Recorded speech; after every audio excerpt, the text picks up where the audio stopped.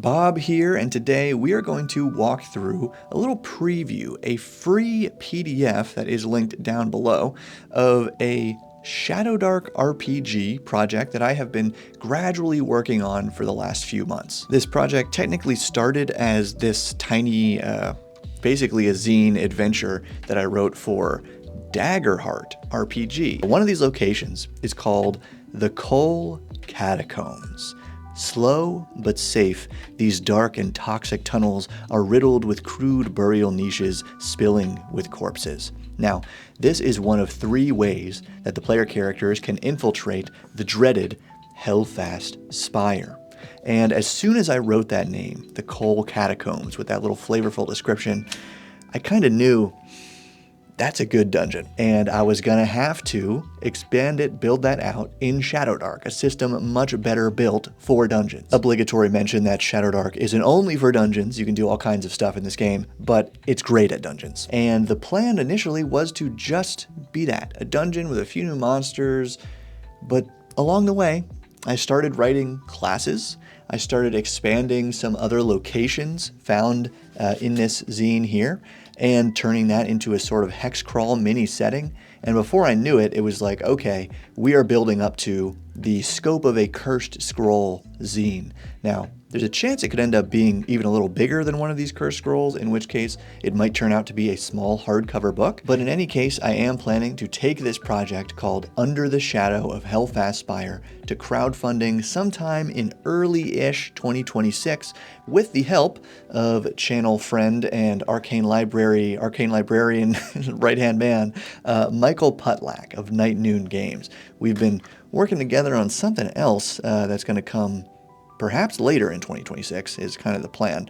But he's going to help me out with this smaller scale project first, and I'm really excited about it. And this first preview focuses on maybe the core minion type monster of the Coal Catacombs dungeon. Now, there are a few other minion type monsters here. I'm really proud of, once again, kind of building a strong ecology with different types of creatures taking hold of different territories within the dungeon, but these guys are probably the most spread throughout. So what are the bitumen and foregone? Cursed and fossilized miners, prisoners, sacrifices, and explorers with dim memories of their former lives. Bitumen can be found lying silently throughout the Coal Catacombs, poorly miming living workers or being herded back to burial niches by the less obtuse foregone. If disturbed by the living, they attack. Curse. Any humanoid corpse left within the Coal Catacombs is cursed to replenish what has been extracted. In 1d6 days, it awakens as a soulless bitumen. So for the unaware, this word, bitumen, without a hyphen, it is a word synonymous with material like tar. It is a very, maybe pitch actually might be the best comparison. So an extremely crude and poor fossil fuel, I think primarily used as a resin for sealing things. So this monster name is just a clever little twist on that, very similar to the Shrew Men of Dungeon Crawl Classics Mushroom Folk. Gasping corpses fossilized into glossy coal and tar. Undead, immune to morale checks. Cough is another talent here. One target in close, DC 12 con, or blind for 1d4 rounds.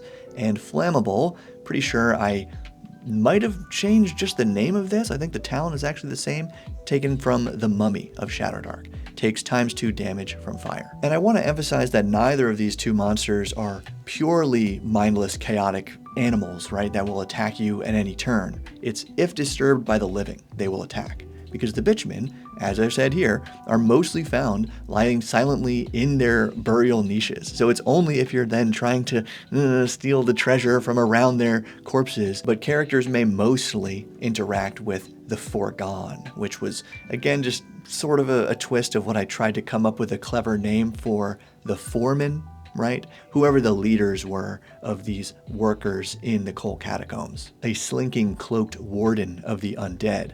And these guys are described in the text as often mumbling as they're trying to basically herd bitumen back into their burial niches. So a bit more like a golem, but once again, I've kind of taken that monster and then swapped out abilities with other things here. So we have Drain coming from the Shadow of Shadowdark.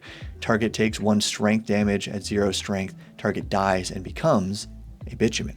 And Darkness from the Dark Mantle. Extinguish all light sources within near. Overall, I think these are 2 solid monsters for any similarly abandoned ancient mine dungeon that you're going to work up in your own games, but again, really tied to specifically this location and its history in ways that you'll see in the full version eventually. And the second page of this 2-page document is dedicated to monsters and loot. So as we see here, a monster or group of monsters has a 3 in 6 chance of carrying loot from the tables below in addition to items found in its stat block. So that is a slight tweak and expansion on what you'll already find in the Shadowdark core for wandering monsters and them having a as written, a 50% chance of actually carrying any loot. So what this system does, and this is going to be built in for every monster to some degree. And I'm not sure if all of the monsters in Under the Shadow of Helfast Spire will have a whole table, but all of them will have some kind of loot that you can collect from them, either when they're dead or alive. That's what makes this a little different from a typical harvesting and crafting kind of system. Like, this is just gear as well. So yes, some of the items, and for some monsters, it's things that you can only retrieve when it is dead. But for most of them, I'm trying to lean into this idea that just by interacting with this monster, right, you can actually, why don't I just read the doc? This loot may be wielded, traded, or harvested at the GM's discretion, and this is a really good example of how that can work. So for our bitumen, you'd roll a 1d6 on this table. Again, if you want it to be random, you could also just choose some loot. These 8 gear items are some of maybe 20? I should have counted before this, but there's roughly, let's say 15 new mundane gear items in this zine, and then there's going to be a lot of magic items. So starting with Helfast Gold, 1d20, convincing fool's gold coins once paid to Helfast miners. Sort of a company dollar sort of thing that's really worthless outside of the mine, but could be fooled, right? Or it could be used to fool someone as if it were gold. Tar Clod, 1d4, an oily, nearly solid substance, heat and dry to seal a container or waterproof a small surface, like what I was mentioning earlier with the purpose of bitumen. Coal Rock.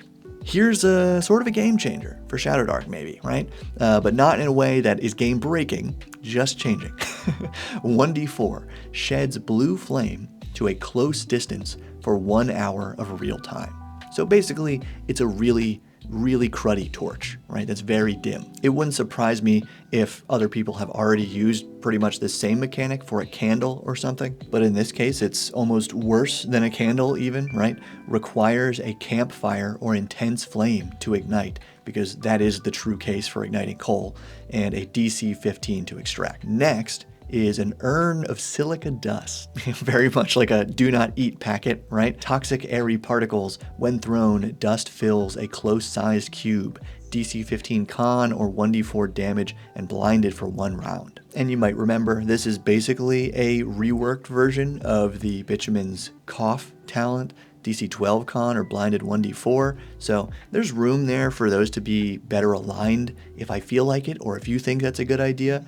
But I kind of like the varying between them. So that way, I don't know, it makes the monster's ability a little more unique than what the players can do with this material that they might retrieve from them. Or retrieve this from elsewhere in the dungeon, because just like the coal rock, obviously found throughout the coal catacombs, this silica dust is relatively abundant in a few locations as well. But we've also got a mining pick, this unique staff. So that's just an indicator that, okay, yeah, if you want to wield this as a weapon, do it like a staff. But this grants advantage on checks to extract ore, such as coal rock. Could be any old ore though, again, if you're using this item in other games, and it deals 1d6 damage. Helmet, probably the most simple of these, adds +1 to AC, and then Blasting Flask, probably the most complex, although might be familiar if you're very familiar with the Shadowdark core. A small bomb constructed from an oil flask, an explosive charge, and optionally a rope fuse. Explodes when thrown or in 1d4 rounds with a fuse. Deals 2d6 damage in near range. So That is clearly, again, depending on how familiar you are, clearly based on the Goblin Bomb magic item from the Shadowdark core, except this is considered mundane. And I will happily tease here that this item, the Blasting Flask, is also tied to one of the 4 classes I've designed for this supplement, the Tunneler, who can essentially create these on the fly.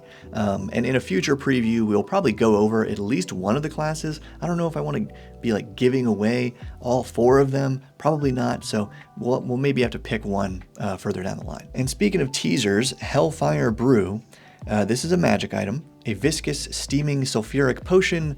Ooh, asterisk, one of several new magic items coming out in the next preview. See introduction for how to receive updates. And for you cool kids who stayed till the end of the video, you get to help me pick what'll be in the next preview. So, we have our 4 character classes, right? The Berserker, the Mountaineer, the Necromancer, and the Tunneler. So I'm not claiming the core concepts to be like incredibly original here, but they are incredibly tied to the dungeon and or surrounding mini setting, and that is why they felt important to create myself and plug into this book. So if you would like to see my take on one of these classes, maybe that could be the next update in itself, just one of these classes. I would say I don't know if I'm going to be giving away the Necromancer though, just because that does come with a little more information. If we want to focus on more previews of monsters from the book, that would be another way to see a bunch of gear items perhaps. We could just take a peek at some sites from the Veil mini setting, or we could even do like a dungeon room or two, like maybe a couple dungeon rooms. I'm not really sure how that would work for a preview, but it's an interesting idea. And some other ones that could make good samples are our dungeon hazards in here, and of course more magic items. So I did promise at least one magic item to be in the next preview, so maybe we'll just do more monsters and loot and keep it simple. But these hazards, I will point out, really come from more of my deeper research into the actual dangers of a coal mine, and learning that, like, wow, there's actually so much interesting jargon that coal miners from at least around the English-speaking world that I was coming up with have developed to describe the things they needed to look out for. So I've teased a lot of information there. Point is, go download this free 2-page PDF, join Patreon if you want more PDFs, join the email list if you just want to know, hey, when's the real book coming? Let me know in the comments what you want to see next. Thank you for watching, and keep building.